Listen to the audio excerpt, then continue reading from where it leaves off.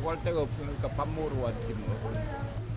이제 나이 먹고 일도 못하고 뭐 밥이나 얻어 먹고 뭐 행편에 어느 사람들 다 그렇지 뭐 나뿐만 아니고 다 그래. 자주 오세요 여기? 자주 와. 얼마나 자주 오세요? 한 달에 20번.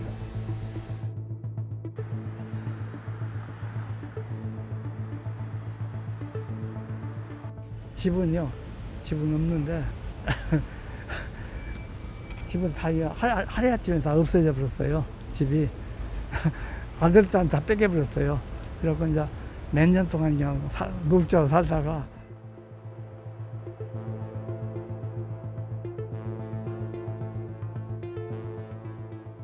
지금도 그나마 벌질 않으니까 형편이 그러니까 이제 밥이라도 얻어 먹어봤지. 아니 어딜 나가더라도 돈이 있어야 나가지. 돈이 있어야 나가지. 아니 괜히 눈물이 나네.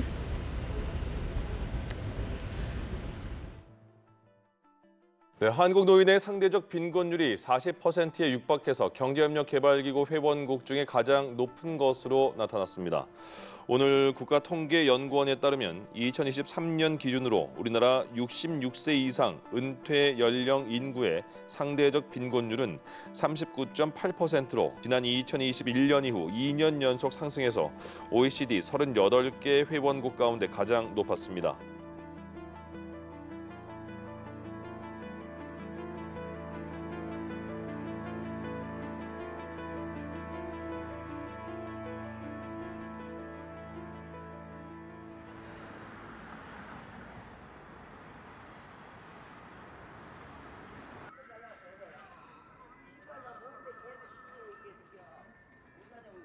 여기 92년도, 93년도부터 여기 탈공고는 원각사 무료급식소라고 지금 그러니까 30년, 93년도부터 따지면 지금 한 1, 2년이 됐습니다. 지금. 그러니 그때부터 여기가 배고픈 사람들 누구든지 와서 밥을 먹을 수 있는 그런 곳이에요.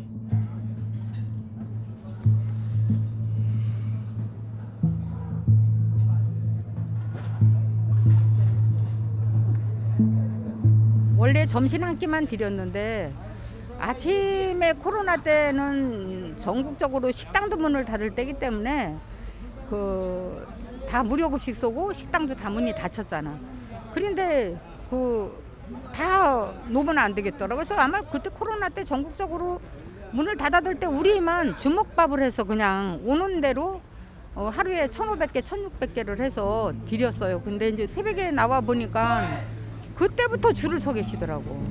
그래서 아침에 주먹밥하고 국그릇 하나 받아 잡수면은 바로 약을 잡수더라고. 지금 이제 우리나라 잘 사는 과정까지 지금 현 시점에 나도 7학년이 넘었으니까 알고 있잖아요. 근데 이분들이 옛날에 자식을 공부를 시키고 그렇게 할 때는 보험이라든지 나라에서 지원 같은 게 별로 없었어. 그러니까 자식을 공부를 시키려면 그냥 뭐 월급이라든지 아니면은 논밭대기를 팔아갖고 다 자식 하나 둘 공부시키려면 다 올인을 했을 거 아니야. 그러니까 무슨 노연금이라든지 이런 것도 그때는 개념이 없었기 때문에 아마 그런 노후 대책에 이분들이 지금 안 돼 있는 분들이에요. 그래서 나라에서 수급이 뭐 4, 50만 원씩 노인연금 같은 게 나온다 할지라도 그런 연금도 못 받는 사람들이 많아. 이렇게 뭐 사업을 한다든지 뭐를 하다가 자영업 같은 거 하다가 문이 닫혔어. 그러면 이분들이 내일 망할 거라고 오늘 문 닫아요? 아니잖아. 그냥 몇 번을 거쳐서 이제 갔다 올 때까지. 그래 전부 다 길거리로 내몰리는 것 같아요. 일단 자식들이 잘 돌봐야 되는데 뭐 다 자식들도 자기 살기 바빠 죽겠는데 뭘. 내가 여기 92년도, 93년도부터 내가 쌀이 없을 때 보리스님한테 후원을 하고 내가 이제 한 달에 한 번씩 봉사 들어오고 지금 18년도 9월 1일부터 총책임을 맡아갖고 지금 날마다 이제 하루도 걸르지 않고 밥을 주고 있습니다. 지금.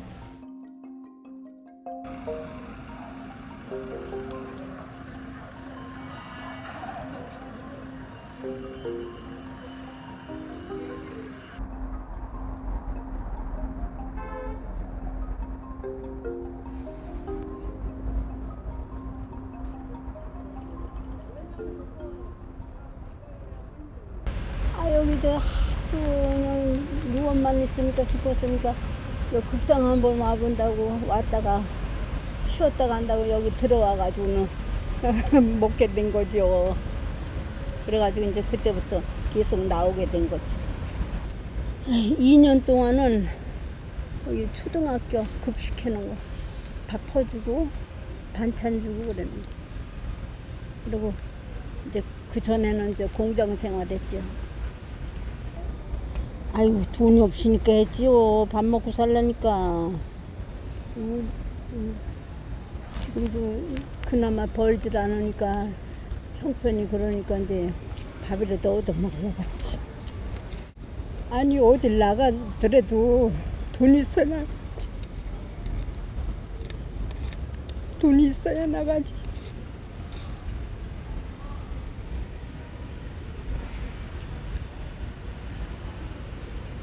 아니 괜히 눈물이 나네. 내가 처음에 여기 와서 이러고 서서 밥을 먹으려니까 울컥 눈물이 나더라고요. 이렇게 해야 되나. 열심히 밥 얻어 먹으러 다니면서 열심히 살 거예요. 뭐 저기 할 거 있어요. 뭐 이렇게 돌아다니면서 그냥 살면 되는 거지. 뭐 별거 있어요. 저기 하지 않아요. 그냥 되는 대로 사는 거지. 되는 대로 살아요.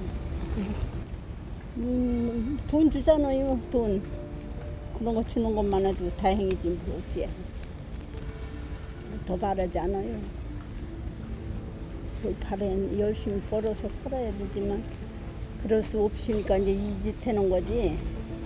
뭐 하려고 얻어먹기만 바라요. 그런 거 안 해요.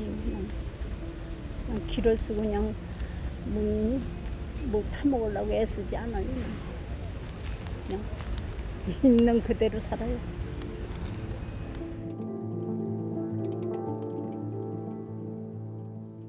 제가 40년 6월 1일생인데 지난해 7월 말까지 일했어요. 나 지금은 갈 데가 없어. 아침 먹고 갈 곳이 내가 천주교 신자인데 일요일 날은 성당에 가고 이제 이렇게 하는데 평일 날은 친구들도 다 늙어 죽고 안 그러면 병원에 가 누워 있고 안 그러면은 치매 걸려서 같이 활동도 못하고 그러니까 만날 사람이 없어요. 그래서 산에 가는 거지. 울란매고 그냥 라디오 귀에 꽂고 가방 메고 그냥 산에 올라갔다 내려오고. 그래서 내가 기원에서 바둑 두는 게 치매 예방에 좋거든. 살아도 정신이 흐리니까 그 사람들 친구들. 지금도 여기 불광동에 사는 친구가 데리고 와서 여기 빠고다공원 데리고 와서 가르쳐줬는데 못 나와요. 사람을 못 알아봐요. 90 넘으니까 죽고 80 중반 넘으니까. 지금 내가 혼자 살고 있는데 수급비 받고 있거든요. 수급비하고 국민연금 합쳐서 한 80만 정도 되는데 아꼈으면 뭐 별로 그렇게 불편하지 않아요. 그러니까 다 합쳐서 한 80몇만 원 돼요. 합쳐서 기초연금하고 국민연금 합쳐서. 그러니까 그런 가지고 생활하는데 별로 불편하지는 않습니다. 집은 다 하루아침에 다 없어져 버렸어요. 집이 아들들한테 다 뺏겨버렸어요. 그래서 이제 몇 년 동안 그냥 무급자로 살다가 SH라고 있잖아요. 거기 그 단층돼 갖고 거기서 공공 임대주택에서 살고 있습니다. 임대 아파트에서요. 혼자 집에 있으면 애롭고 그래서 여기 와서 또 밥도 혼자 먹기가 없는데 여기 나와서 정신을 주거든요. 그래서 먹고 그래서 그냥 불편한 것은 없습니다. 돈이 좀 있었는데 자식들이 다 뺏어갔어요. 그런데 그것을 고소도 할 수 없고 그래서 그냥 혼자 나와서 살고 있어요.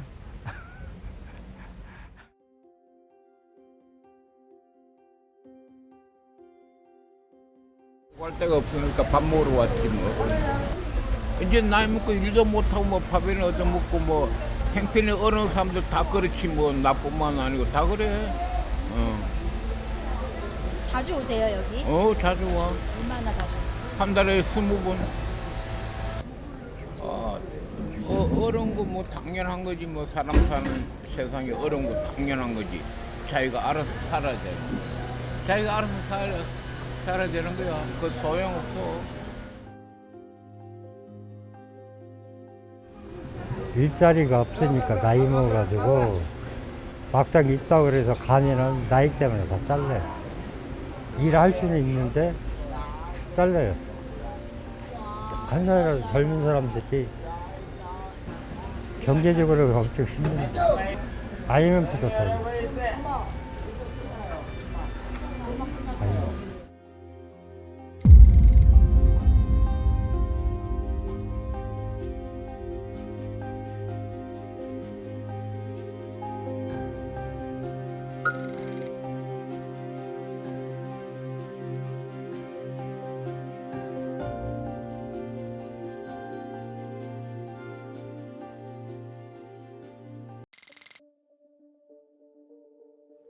기획재정부의 2025-2029년 국가재정 운용 계획에 따르면 내년 재정 지출은 올해 본 예산보다 8.1% 늘어난 728조 원입니다. 이대로면 2029년 재정 지출은 834조 7천억 원에 이를 전망입니다.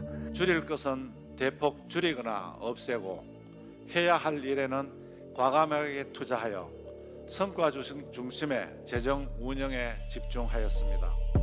문제는 국가 채무입니다. 올해 추경으로 1,300조 원을 넘어선 국가 채무는 매년 100조 원 이상씩 늘어 2029년에는 1,788조 9천억 원, 거의 1,800조 원에 다다를 것으로 예상됩니다.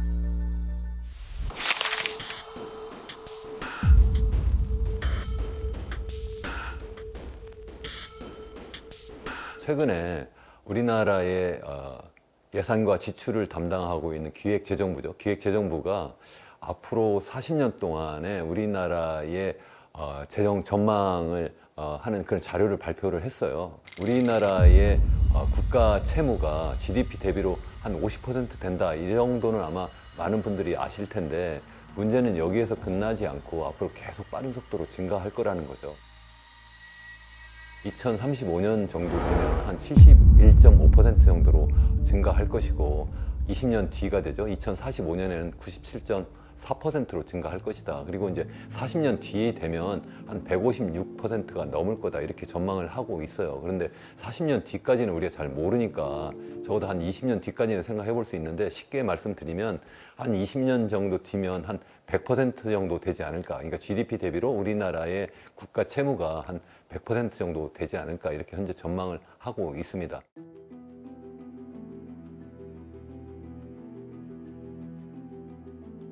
우리나라 국가 채무를 보통 규모로 이야기하기보다는 그 나라 경제의 경제 규모 대비 상대적으로 국가 채무는 얼마나 차지하나 뭐 이렇게 비율로서 이야기를 많이 합니다. 그래서 국가 채무가 GDP 대비 비율로 봤을 때 2026년이면 정확히 50%를 초과할 것으로 기획재정부는 전망하고 있습니다. 그동안 2019년부터 2025년 지금까지 약 7년여 동안 한 번도 빠짐없이 연속으로 적자 재정을 펼쳐왔습니다.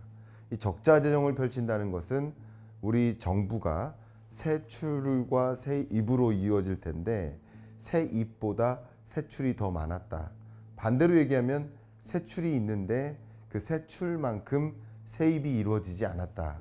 그러니까 계속 적자 재정이 지속되다 보니까 국가 채무는 쌓이고 변제하진 못하고 또 채무가 쌓이는 만큼 정부의 이자 지출 부담도 계속 가중되고 있다.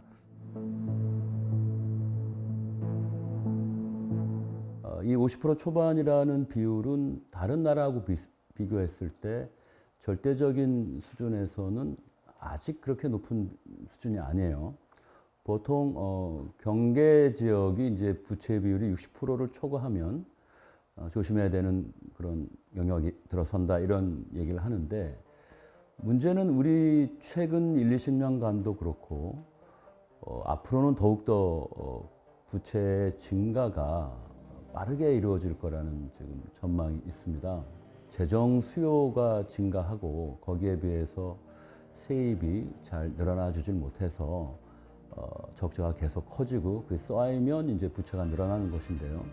결국 세입과 세출 간의 수입과 지출 간의 격차인 적자 폭이 상당히 좀 커져 있는데 내년 예산안 제출된 것을 보면 대략 120조 선입니다. 120조는 우리나라 GDP의 4.1%인데요. 우리가 한 해에 4%의 적자는 우리나라도 그렇고 국제적으로도 대단히 이례적이고 높은 숫자입니다. 그런데 문제는 중기재정운영계획이라고 해서 5년치 계획을 정부가 매년 발표를 하는데 그 이후 내년 이후니까 27년이겠죠. 27년, 28년, 29년까지도 4% 초중반의 적자가 그냥 지속이 된다는 거예요. 문제는 그러면 그 29년이 지나면 다시 또 낮은 적자로 돌아오느냐. 그렇지 않고 오히려 적자폭이 더 커질 수도 있는 그런 위험한 상태입니다.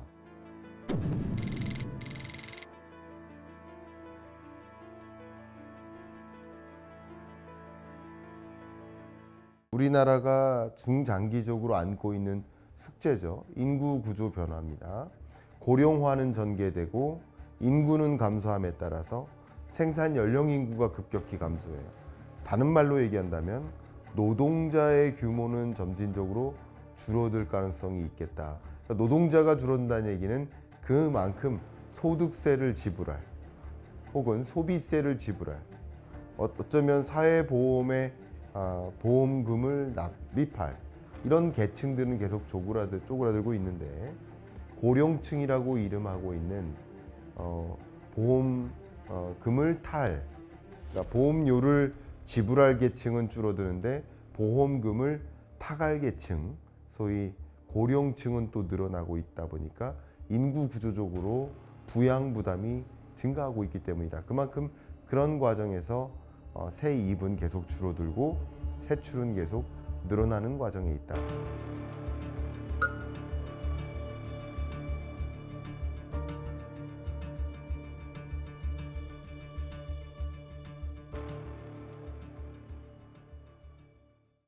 고령화가 더욱더 본격하게 진행되고 1940년 중반이 되면 우리나라 노인 숫자가 이제 최고로 가거든요. 노인 비율이.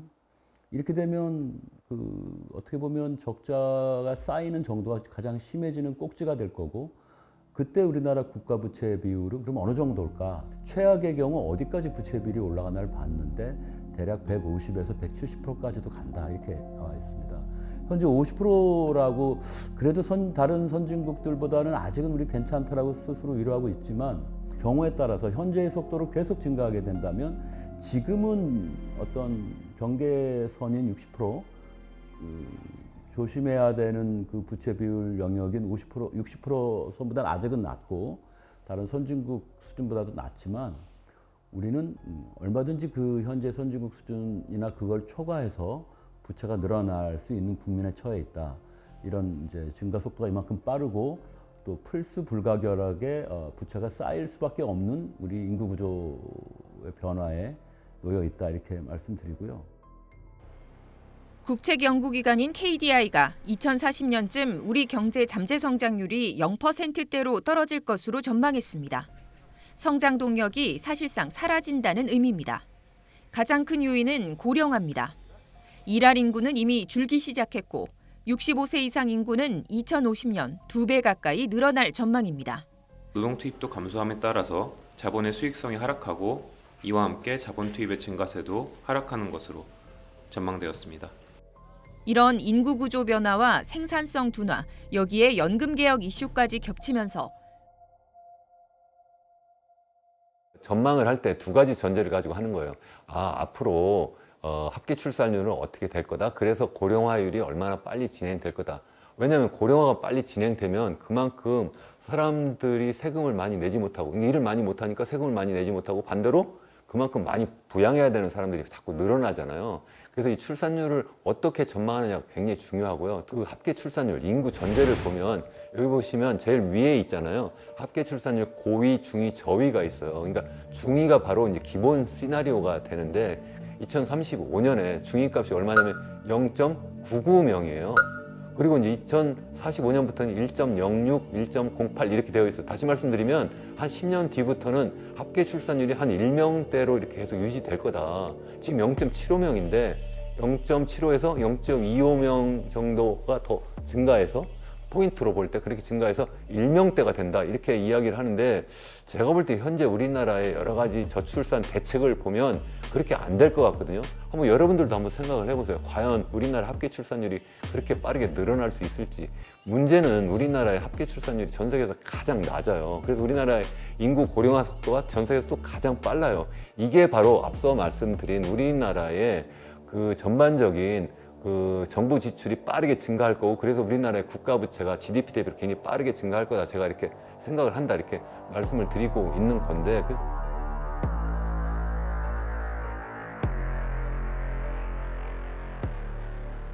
가장 대표적으로 정부 입장에서 생각하고 있는 보험, 이제 8대 사회보험이 있어요. 국민연금부터 해서 뭐 공무원연금이나 8대 사회보험들이 있는데 그게 6개의 보험이 늦어도 2064년이면 다 고갈된다는 거예요. 그리고 그 중에 3개의 보험은 2026년부터 적자로 전환된다는 거죠. 그만큼 이 보험금을 타갈 고령층은 많아지는데 보험료를 낼 생산 연령 인구는 쪼그라드니까 기본적으로 언젠가는 적자로 전환될 것이고 그 보험 운용 자금조차도 나가는 돈보다 들어온 돈이 적어지는 그런 국면, 적자로 전환되는 것이고 그 적자로 전환된다면 결과적으로는 고갈될 수 있겠죠. 국민연금과 건강보험 등 주요 공적연금 보험이 40년 내 순차적으로 고갈될 것으로 전망됐습니다. 끝까지 받을 수 있을까 걱정하는 분들이 지금 매우 많죠. 그런데 이게 괜한 걱정이 아니라는 비관적인 전망이 나왔습니다. 지금대로라면 1990년생부터는 못 받게 됩니다. 이게 다 저출산 고령화 때문이죠. 이 그림을 보시면 아랫선이 좀 전에 말씀드린 이제 조세 수입이 GDP 대비로 어느 정도 되는 건지 보여드리고 있는 거고요. 위에 있는 선이 GDP 대비로 총 지출이 어떻게 증가하고 있는지를 보여드리고 있는 선이에요. 이것도 이제 기재부에서 나온 자료인데 여기 보시면 지금 2035년 정도 10년 뒤부터는 이 격차가 점점 더 벌어지고 있잖아요. 이게 벌어지고 있는 것은 그야말로 우리나라를 잡아먹는 악어 입과 마찬가지라는 거예요. 이게 자꾸 우리나라 재정 격차가 더 커져가지고 그만큼 더 빠른 속도로 국가 부채가 자꾸 늘어나니까 우리나라의 국가 신용도도 그만큼 약해지고 또 그러니까 우리나라가 궁극적으로 아까 말씀드린 것처럼 결국은 우리가 정말 꼭 필요한 지출 대표적인 것이 연금이라든가 보험도 제대로 할 수도 없고 나중에는 실제 이자를 갚느라고도 허덕거릴 거예요. 미국이 지금 그렇다고 이야기하잖아요. 미국도 현재 너무나 국가 부채가 많아요. 거기도 GDP 대비로 지금 한 136% 정도 이렇게 되고 있는데 굉장히 많으니까 우리도 그 정도 가도 되나? 거기는 그야말로 전 세계 최고의 패권 국가고 거기는 기축통화국이기 때문에 그래도 돼요. 그래도 위험하다라고 보고 있는 것이 그렇게 하다 보니까 어쨌든 그것을 계속 유지하기 위해서는 어떻게 되냐면 계속 추가적으로 계속 국채를 발행해야 되고요. 또 뿐만 아니라 계속 이자를 갚아야 되는 거예요. 이자를 갚는 그 규모가 국방비 규모보다도 더 크다 지금 그렇게 평가를 하고 있어요. 그러니까 우리나라도 언젠가는 국방비 지출보다도 도리어 이자 갚는 게 더 커질 수도 있다는 거죠. 그것은 우리나라 입장에서 보면 굉장히 위험한 상황이 되는 거다. 그러니까 정말 꼭 필요한 연금도 지불할 수도 없고 보험도 제대로 지불할 수도 없고 거기에다 국방비 지출도 제대로 못하면 우리나라가 어떻게 지탱이 됩니까? 그렇게 어려운 상황을 보여주는 것이 바로 이런 악어입이 아닌가 저는 그렇게 생각을 하고 있습니다. 그래서 이것을 그렇게 빨리 이렇게 크게 입이 벌어질수록 더 우리 많이 먹히기 때문에 벌어지지 않도록 정말 조심해야 된다. 저는 그렇게 생각합니다. 소득 수준이 이제 올라가면서 국민들의 기대 수준도 매우 빠르게 높아갑니다. 그래서 이제 복지에 대한 지출이 늘어나는 것인데 반면 세금을 그만큼 더 내야 복지가 유지 가능해지는데 우리가 비상하게 딱 올 한 해만 돈을 어떻게 좀 꿔서 부채를 통해서 지출을 일시적으로 확대를 해야겠다. 이런 거는 가능해요. 일회적인 비상한 자금 수요에 대해서는 국채 발행을 통해서 즉 부채로 지출을 조달하고 이제 넘어갈 수 있죠. 비상한 대응 차원에서. 그런데 복지는 매년 해야 하는 겁니다. 일시적인 게 일회적인 지출이 아니에요. 복지는 항구적인 지출인데 중요한 건 그 대상자가 고령화가 되면서 급속하게 늘어나니까 우리는 단순한 항구적인 게 아니라 계속 늘어만 가는 항구적으로 증가하는 지출 요인이 되겠죠. 그러니까 반드시 이건 조세 수입으로 충당을 하지 않으면 유지 가능하지가 않아요. 재정이 이제 결국 어느 시점에 가면 이제 감당을 못하고 쓰러진다는 거죠. 지출에는 두 가지가 있는 거예요. 700조 중반에 육박하는 우리나라 총 지출은 두 가지로 나눕니다. 하나는 법에 의해서 무조건 써야만 하는 돈이 있어요. 기초연금이 그런 거죠. 자격이 되는 사람한테는 무조건 드려야 되는 겁니다. 의무 지출이라고 하는 게 있어요. 대부분의 복지 지출이나 교육재정 교부금 같은 것들은 다 의무 지출이에요. 법에 의해서 써야 된다고 규정을 해놓은 거죠. 이런 것들은 줄이기가 매우 힘들겠죠. 근데 대부분 복지 지출이라 아까 말한 고령화 속도로 그대로 확대가 되는. 그러니까 지금의 그 지출 증가 요인에 이게 더 중요한 역할을 하는 거죠. 나머지는 이제 정부가 계획을 어떻게 세우냐에 따라서 줄이고 늘릴 수 있는 재량적인 지출, 재량 지출이라고 합니다. 그건 많게 잡으면 150조, 대략 100조 원 내외일 것이다. 이렇게 얘기를 합니다. 그러니까 재량 지출 구조 조정 이런 얘기를 했을 때 150조? 많아야 150조 정도라는 그 지출을 증가율을 늘리고 줄여봐야 전체 재정 지출 증가율을 통제를 못해요.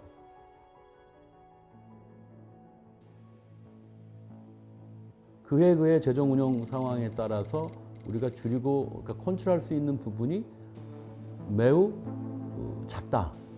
쉽게 말하면 우리나라의 재정 구조가 문제가 있다. 즉 재정 구조가 너무 경직적이다. 그러니까 이 경직적인 재정 구조를 손을 보지 않으면 아무리 세입 확충을 해도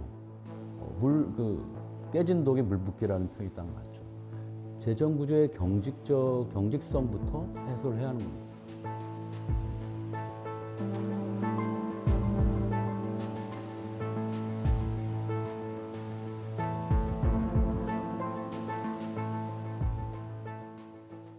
우리나라가 좀 전에 말씀드린 것처럼 이제 GDP 대비 국가 채무 규모로 보면 현재 OECD 국가 평균도 되지 않아요. OECD 평균이 한 80% 정도 되거든요.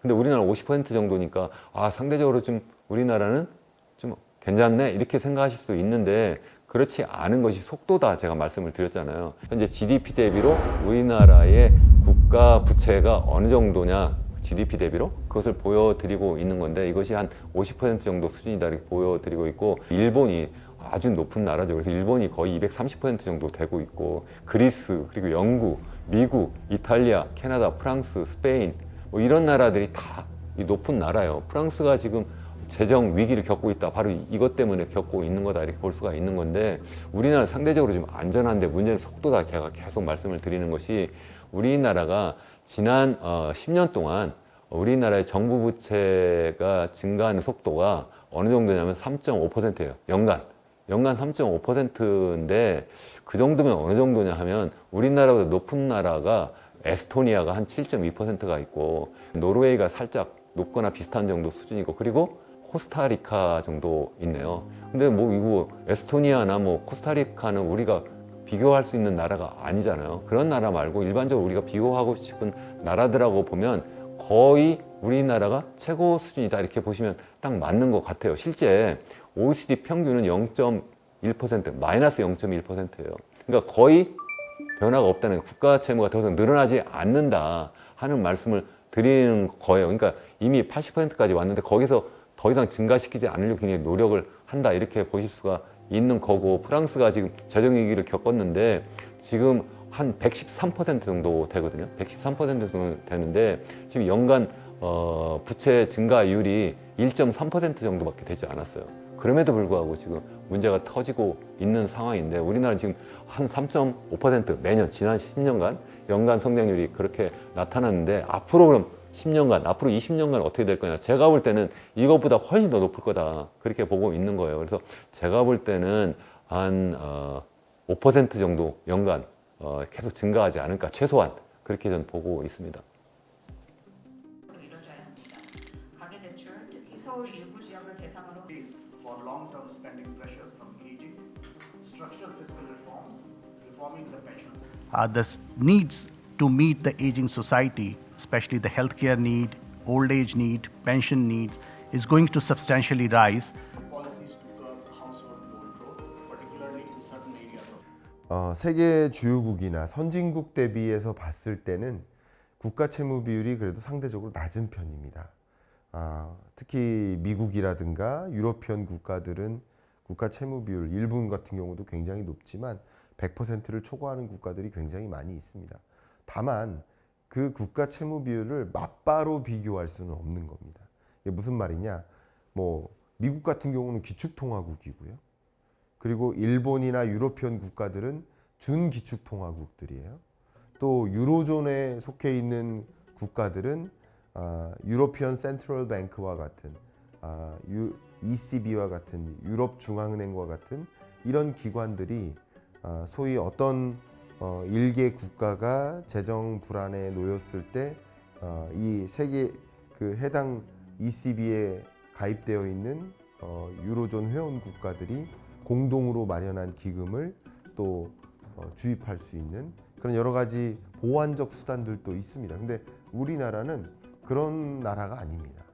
두 번째로 강조하고 싶은 것은 국가 채무 비율이 절대적으로 얼마나 되나, 50%가 되나 안 되나, 이 스테이터스, 현재의 상태가 중요한 게 아니라 재작년보다 얼마나 올라오고 있는지, 작년보다 올라오고 있는지, 내년은 얼마나 가파르게 올라가는지, 앞으로 어떻게 변화할지를 들여다보는 게 중요합니다.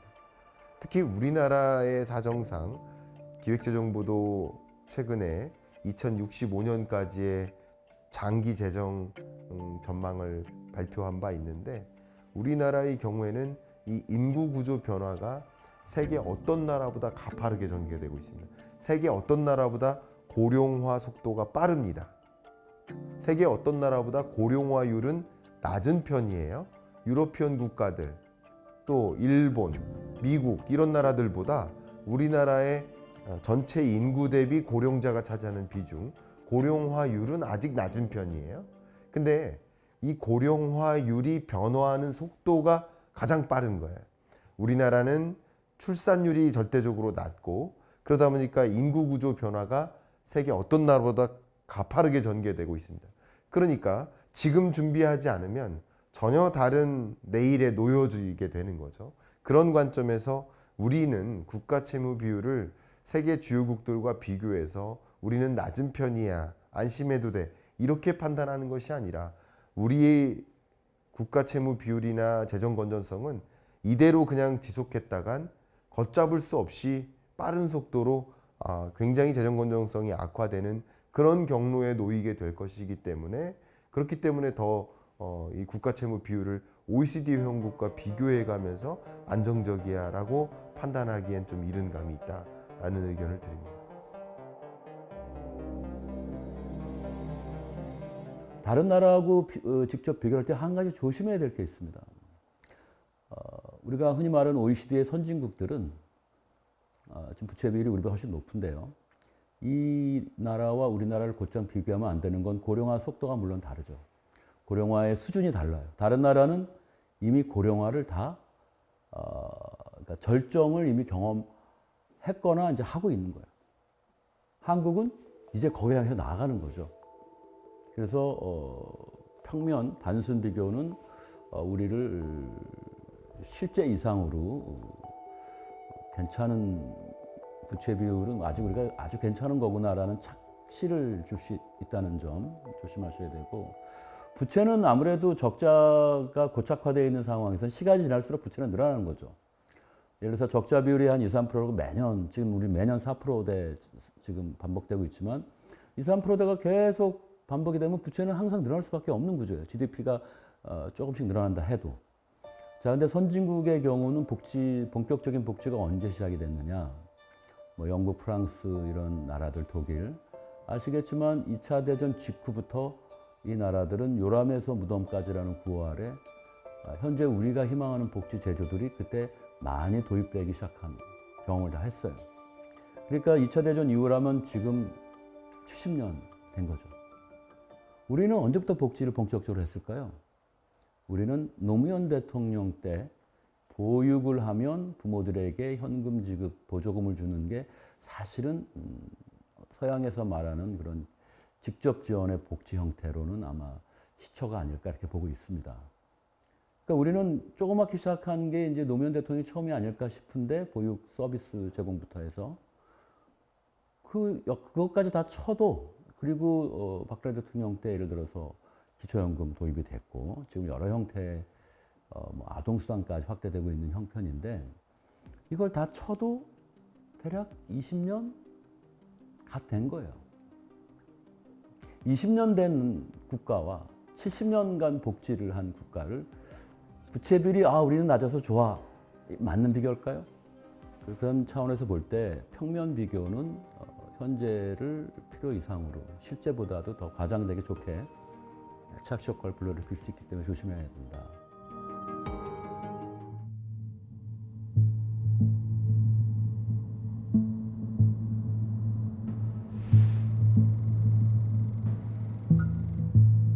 제가 볼 때 2065년에 156% 되면 우리나라 이미 다 망했어요. 불가능한 숫자예요, 불가능한 숫자. 제가 볼 때는 미안한 얘기지만 그야말로 독자 생존이에요. 각자 살아날 길을 찾아야 된다. 거의 재정 위기급의 비상사태를 말하는 거죠. 조난 상태라고 그래요. 재정이 조난 상태에 이르렀다. 지금 세대가 현재부터 나눠지지 않으면 다 다음 세대로 떠넘기는 거예요. 근데 그 증세나 이런 지출 감축을 했을 때 이제 피해를 누가 보느냐 이거예요. 다음 세대가 다 짊어지게 돼 있는 거예요.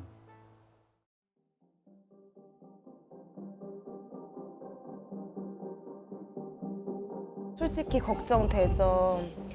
지금은 잘 모르겠는데 나중에 우리 아이가 지게 되는 건 아닌지. 경제 상황이 안 좋아지면 나중에 이제 애들 복지나 이런 부분이 안 좋아질 수도 있으니까 그게 조금 걱정은 돼요. 오히려 이제는 좀 우리 아이를 위해서 지금 세대들도 준비를 해야 되나.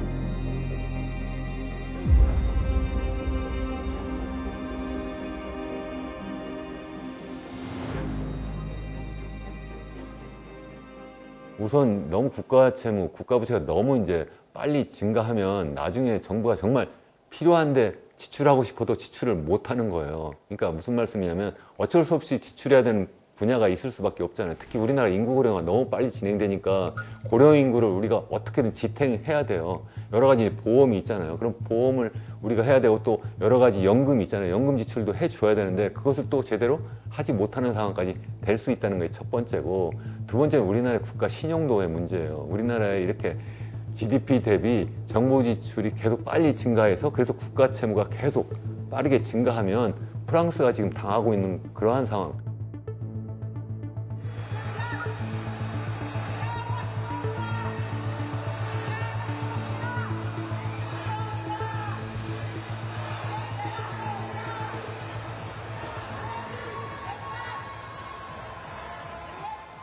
부채가 너무 많이 증가해가지고 그래서 재정 위기를 겪었잖아요. 그러한 상황으로 지금 다른 정말 이 정도 나라는 괜찮을 거야. 어쩌면 유로 지역 아니면 그 유럽 전체를 끌어나가는 프랑스라든가 독일이라든가 영국까지도 지금 위험한 상황이 지금 되고 있거든요. 그 중요한 이유가 바로 뭐냐면 인구 고령화예요. 전 세계에서 인구 고령화가 가장 많이 진행된 나라가 일본이고 그 다음 많이 진행된 나라들이 유럽 국가들이에요. 그래서 그렇게 되는 거예요.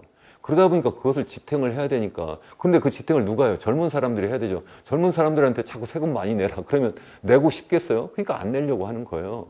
그래서 이 문제가 자꾸 발생하는 거예요. 그래서 사회적으로도 굉장히 불안해지는 상황도 될 수도 있다는 거예요. 그러다 보면 나중에 성장까지도 그래서 위축되는 그러한 상황으로 계속 내몰릴 수밖에 없는 거예요. 더 직접적으로 말씀드리면 계속 이렇게 돼버리니까 국가 신용도 떨어지니까 해외에서 투자도 이루어지지 않고 있죠. 그런데 계속 정부는 적자 재정을 펴야 되니까 국가는 어떻게 해야 되겠어요? 계속 국채를 발행해야 되죠. 근데 그걸 누가 사주지 않으니까 어떻게 해야 되겠어요? 당연히 이자율을 많이 줘야 되는 거죠. 그래서 국채 수익률이 높아진다는 것은 시중금리가 높아지는 거예요. 그러면 그만큼 기업 활동은 또 어려워지는 거죠. 기업들도 그만큼 돈을 빌려서 그거 가지고 투자를 해야 되는데 그걸 못하는 상황이 된다.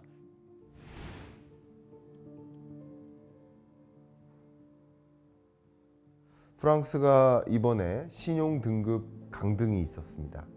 그러니까 피치사의 9월 신용 등급 강등이 있었고, 이제 10월에도 무디스, 11월에도 S&P의 신용 등급 평가 과정이 있는데, 재정 불안이 국내 정치 불안을 만들고 정치 불안 때문에 재정 불안을 또 해결할 수 없는 굉장히 어려운 악순환의 고리에 놓여 있다라고 평가하지 않을 수가 없습니다. 뭐 한국이나 미국이나 어떤 나라도 제외 없이 모든 나라가 확장적 재정 정책을 운용했습니다. 예를 들어서 뭐 긴급 재난지원금을 준다든가, 경기 부양적인 추경을 여러 차례 편성한다든가, 팬데믹 경제 위기 20년, 21년 이후로는 점진적으로 재정 건전성을 강화하는 확장 재정보다는 다소 긴축적 재정 정책으로의 전환을 시도했어야 되는데, 프랑스 같은 경우는 지속적으로 확장 재정을 펼쳐왔습니다. 그래서 유로존 국가들의 평균 국가 채무 비율 같은 경우는 20년, 21년에 급증했다가 22년부터 완만하게 하향 안정화되고 있는 추세인데, 프랑스만 오히려 이 국가 채무 비율이 지속적으로 상승하는 흐름을 유지했습니다.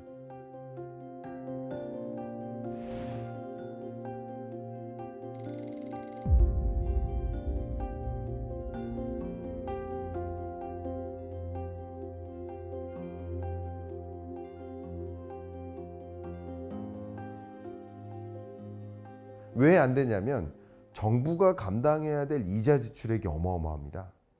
예를 들면 미국 같은 경우도 확장 재정 지출을 많이 했었기 때문에 미국 정부가 부담해야 될 이자 지출액이 미국 정부의 국방비 지출액을 넘어섰어요.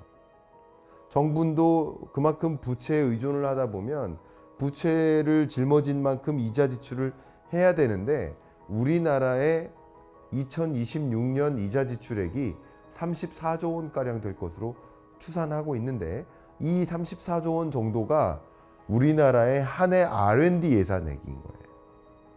이런 우리나라 저변에 깔려있는 핵심 기술, 반도체 주요 소재 기술, 여러 부분을 거쳐서 기술적 고도화를 이루기 위한 총 예산만큼을 이자 지출을 하고 있다는 거예요. 이것은 심각한 거죠. 더욱이 이렇게 이자 지출뿐만 아니라 부채에 많이 의존을 하다 보면 정부가 그만큼 국채를 많이 발행해야 돼요. 국채를 많이 발행하면 국채 가격이 떨어져요. 상대적으로. 다른 말로 국채 금리가 올라가는 현상이 있어요. 그래서 기업들 입장에서는 신규 사업을 진출하거나 신규 투자를 단행하기 위해서 자금을 마련해야 되는데 회사채 발행이 너무나 부담스럽겠죠. 이게 어떤 효과냐면 경기를 부양시키기 위해서 확장 재정 지출을 하는데 그것에 따른 경기 부양 효과가 있을 수 있습니다. 그것을 우리는 보통 승수 효과라고 합니다. 근데 승수 효과와 반면에 정작 기업들이 자금 마련을 위해서 신규 투자를 하기 위해서 회사채를 발행하기가 어려워진다. 정작 경기 부양적, 경기 선순환으로 이어지지 못하는, 오히려 이쪽 효과가 구축 효과라고 합니다. 그러니까 승수 효과도 있지만 구축 효과도 있는 거예요.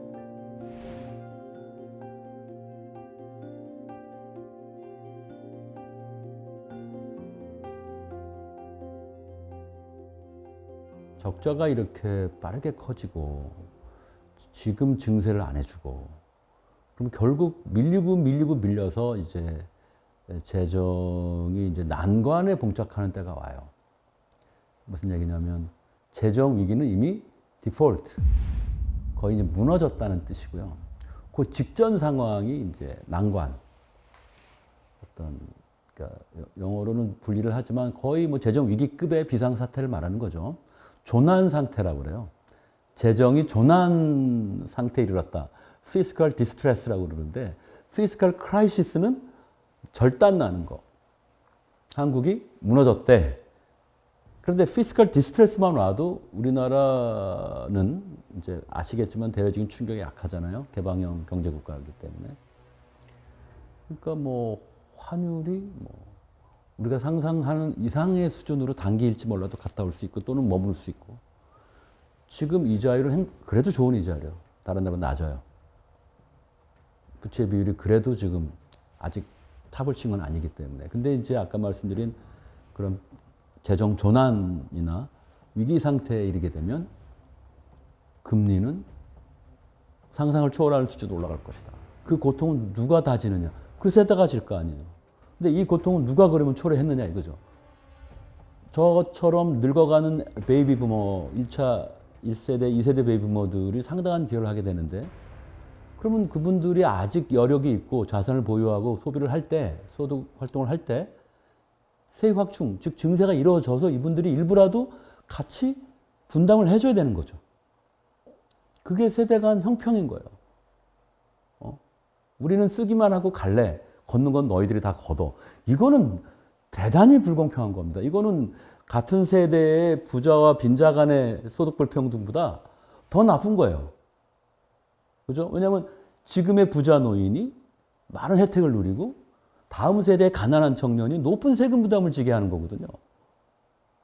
이거는 이중의 불평등이고 부조리하죠.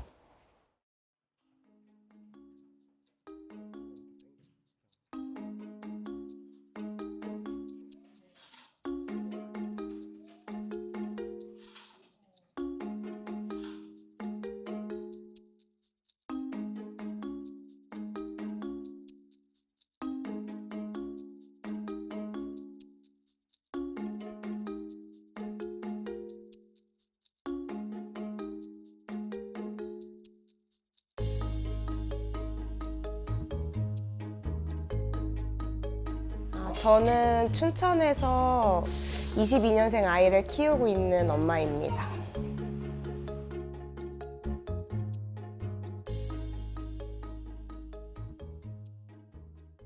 국제에서 나라 빚이 늘어난다는 얘기가 많은데 혹시 아이들한테 그런 부담이 갈까봐 걱정되시나요? 솔직히 걱정되죠. 나중에 지금은 잘 모르겠는데 나중에 우리 아이가 지게 되는 건 아닌지 경제 상황이 안 좋아지면 나중에 이제 애들 복지나 이런 부분이 안 좋아질 수도 있으니까 그게 조금 걱정은 돼요.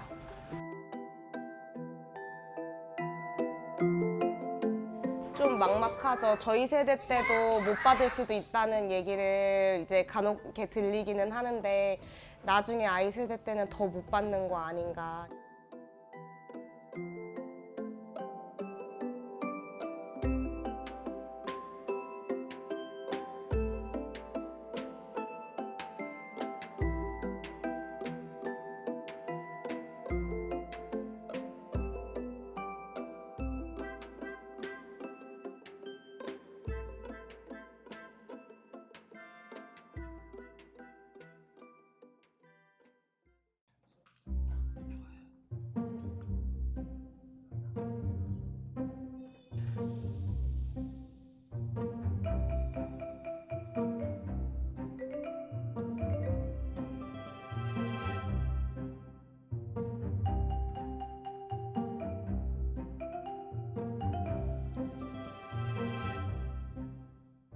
안녕하세요. 저는 남양주에서 온 4살 아이를 키우고 있는 육아맘 김민지입니다. 네, 안녕하세요. 네.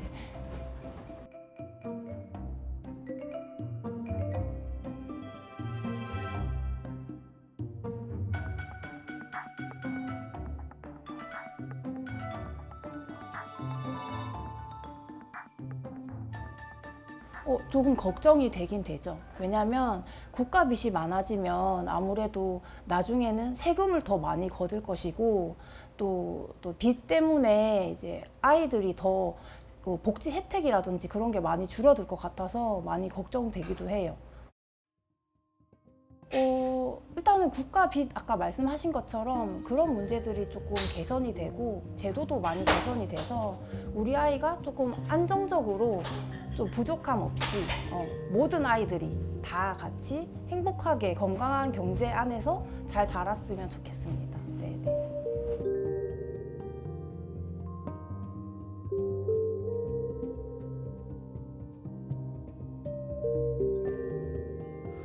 옛날에는 연금이 줄어든다고 하니까 별 감흥이 없었는데 이제 미래에 우리 아이가 받을 혜택이 많이 연금이 줄어든다고 하니까 너무 크게 와닿는 부분이 조금 많았어요. 그래서 오히려 이제는 좀 우리 아이를 위해서 지금 세대들도 준비를 해야 되나, 아이를 위해서 연금을 따로 준비해야 되나 그런 생각을 많이 하고 있어요. 네. 저출산 할 수밖에 없는 시대인 것 같거든요. 저도 원래는 아기를 2명 낳을 생각이었는데 막상 아이를 낳고 보니까 이제 여러 가지 육아맘들의 고충들이 있잖아요. 뭐 맡길 곳이 없다든지 그리고 9시부터 6시까지 근무를 해야 된다든지 그런 부분들이 많이 부족한 것 같아서 저는 둘째 생각이 전혀 없거든요. 외동으로 키울 생각이고 조금 제도 부분에서 많이 개선이 돼야 저출산 문제도 해결되지 않을까 생각이 들어요. 네. 지금은 거의 프리랜서로 일을 하고 있어요. 그러니까 낮에는 이제 아이를 갑자기 아플 수도 있는 거고 갑자기 돌봐야 되는 상황이 올 수 있기 때문에 저는 프리랜서밖에 할 수 있는 일이 없더라고요. 그래서 밤에는 라이브 방송으로 의류를 판매를 하고 있고 낮에는 아이를 돌보고 그래서 잠을 못 자는 경우도 너무 많아요. 그래서 둘째도 없는 거고요.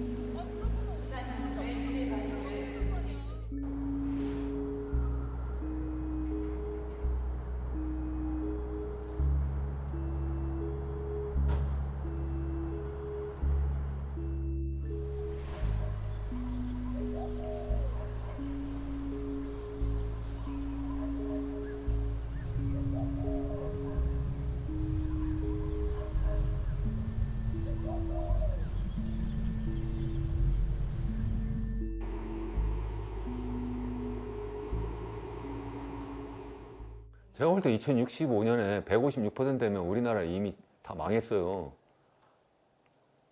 안 그래요? 156%가 우리가 계속 지탱이 돼요? 안 되지.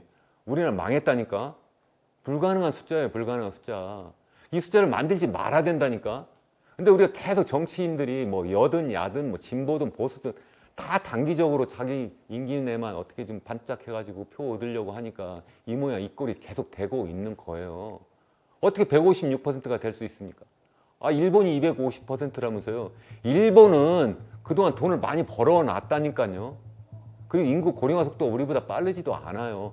미국이 뭐 136%라면서요. 미국은 전 세계 최고의 패권 국가고 기축통화국이라니까요.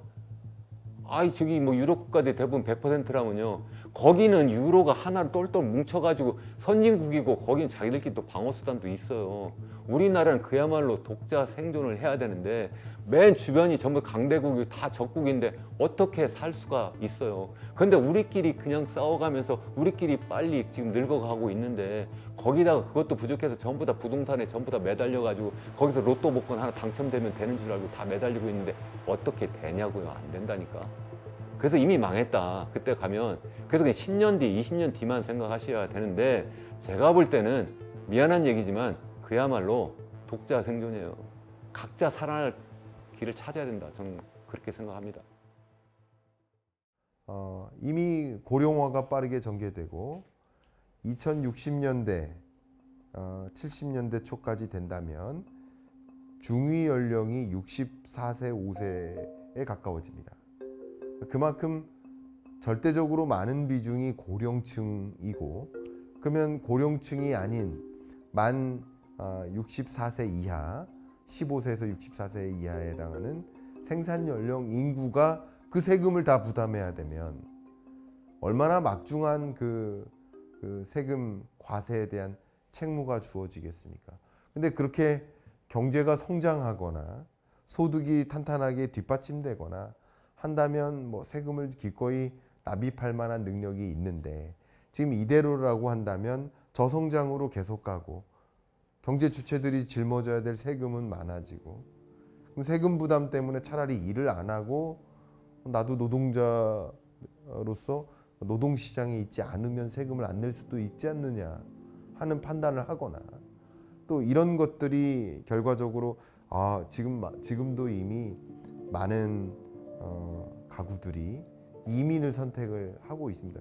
굉장히 빠른 속도로 이민이 늘어나고 있습니다. 그 이유는 이 나라에서 상속세, 증여세 그 밖에 각종 세금을 많이 내면서 살기보다는 세금 프리한 곳에 가서 살고 싶다. 이런 니즈로도 이민을 많이 가고 있단 말이에요. 그런데 이렇게 하물며 세금 부담을 국민 경제에 많이 주다 보면 이민 속도는 또 빨라지고요. 그러면 그만큼 또 생산 연령 인구는 더 빠르게 감소할 수 있고요. 서너 배의 노인들은 늘어나고 태어나는 애는 그 중에 뭐 3분의 1, 4분의 1밖에 안 되는 이런 인구 구조에서 아까 말씀드린 대규모 적자나 급속한 부채 증가는 피할 수가 없는데 통제를 해야 된다는 건데 그렇다 하더라도 이 부담은 지금 세대가 현재부터 나눠지지 않으면 다 다음 세대로 떠넘기는 거예요. 무슨 얘기냐면 그래도 베이비 부모의 일부는 현재 근로를 하고 있고 사업을 하고 있고 경제 활동을 하고 있어요. 일부라도. 근데 이분들이 다 노인이 되면 이제 아무도 경제 활동을 안 하고 결국 세금을 그때 올려봐야 세금을 안 내겠죠. 그렇죠? 물론 소비세를 올릴 방법이 있다고 그러지만 노인들은 소비도 많이 안 해요. 그러니까 지금 보편적인 증세를 통해서 세금을 확충해 놓지 않으면 세대 간의 불형평이 더 커진다. 결국 부채를 감당하지 못할 때 아까 같은 부채 재정 조난이나 재정 위기 상태가 왔을 때 결국 강제적인 재정 안정화 조치를 해요. 강제로 적자를 줄이는 걸 하는 거죠. 막 증세를 대규모로 해버리고 눈 감고 그냥 막 잘라버리는 거예요. 이제 사정없이. 아까 말한 재정 위기가 되면 이제는 정말 방법이 없거든요. 그러니까 지출 감축을 하고 세입 증세를 하고 합니다. 근데 그 증세나 이런 지출 감축을 했을 때 이제 피해를 누가 보느냐 이거예요. 다음 세대가 다 짊어지게 돼 있는 거예요.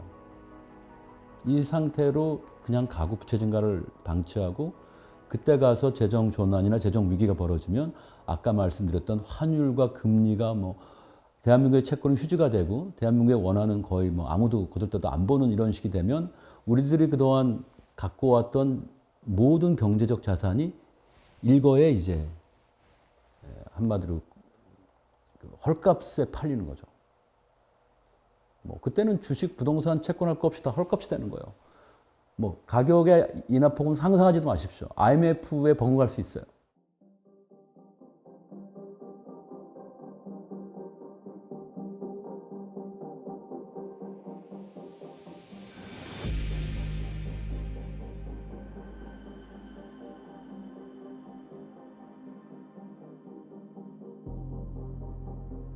The needs to meet the aging society, especially the healthcare need, old age need, pension needs, is going to substantially rise.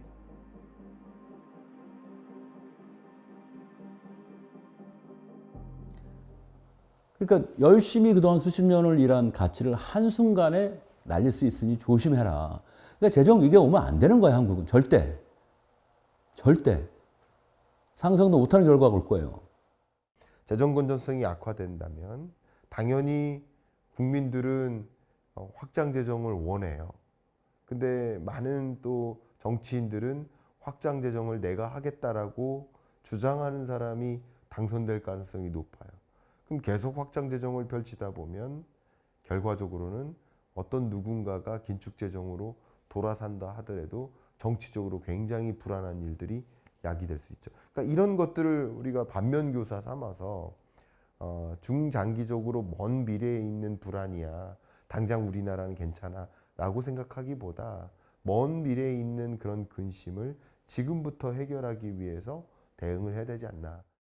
복지 재정 규모의 적정 경로를 재산정하고 그걸 통제해야 한다는 건 우리가 감당할 수 있는 현재 세입 구조나 재정 구조에서 감당할 수 있는 복지 재정의 수준을 정하고 그걸 지켜야 된다. 근데 지금 그걸 초과하고 있다는 뜻이죠. 그러니까 법을 바꿔서 지출 구조를 바꿔야 된다는 뜻이에요. 이거는 정부가 흔히 얘기하는 단순한 지출 구조 조정하고 달라요. 정부가 말하는 지출 구조 조정은 사업 몇 개 바꿔서 가용자원 아까 말한 조그만 범위 내에서 우리가 조금 줄여보겠다. 봤지만 줄여보겠다는 게 절대 사이즈가 주는 건 아니고 증가율을 조금 손보는 정도였어요. 그 갖고는 물질기를 못 바꾼다고 제가 말씀을 드렸고, 우리가 필요한 건 법을 바꿔서 의무지출의 상당 부분을 차지하는 재정, 복지재정, 이걸 통제할 수 있어야 한다. 그죠? 그러니까 이거는 단순한 구조조정이 아니라 개혁이에요. 돈을 주던 분들한테 뺏는 거잖아요. 개혁과 이런 구조조정 차이는 뭐냐면, 개혁은 좀 더 많은 고통을 감수해야 하는 거예요. 웃으면서 하는 개혁은 없어요. 힘들고 아프면서 이제 해요. 근데 왜 하느냐? 힘들고 아픈데. 단기간의 고통을 감수해서 장기에 걸친 편익을 키우는 작업이에요.